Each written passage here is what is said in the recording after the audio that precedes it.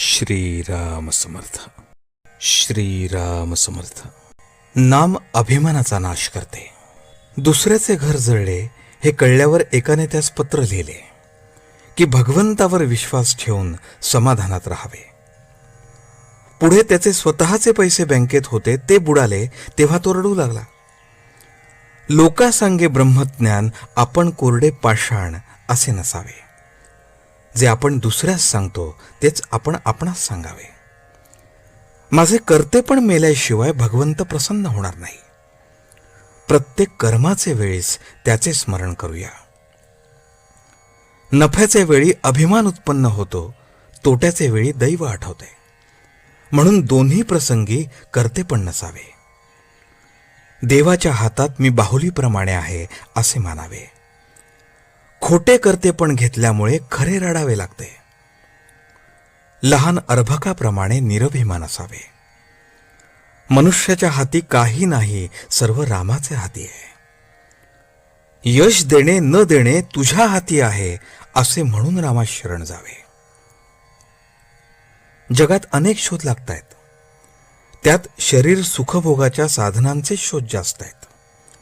परंतु खऱ्या सुखाचा शोध, शाश्वत समाधानाचा शोध एक साधू संतच करू शकतात. त्यांनी समाधानाची म्हणून जी काही साधने सांगितली आहेत त्यांचा अवलंब केला तर आपल्याला खात्रीने समाधान मिळेल. आज आपल्याला समाधान का मिळत नाही? तर आपला अभिमान त्याच्या आड येतो. कर्म करत असताना किंवा केल्यावर त्याबद्दल अभिमान झाला नाही तर आपल्याला भगवंताचे प्रेम लागून समाधानाची प्राप्ती होईल यात शंका नाही. किती साध्या गोष्टीत आपला अभिमान डोकेवर काढत असतो पहा. एक गृहस्थ होते. त्यांना एक मुलगी होती. ती वयात आली. दिसायला ती साधारण बरी होती, जवळ पैसाही होता.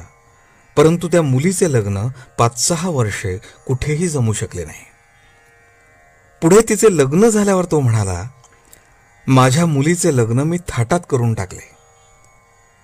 त्यावर त्याला कोणी विचारले, मग 2-4 वर्षे आधीच का नाही केलेत? तेव्हा तो म्हणाला, त्यावेळी नाही जमले.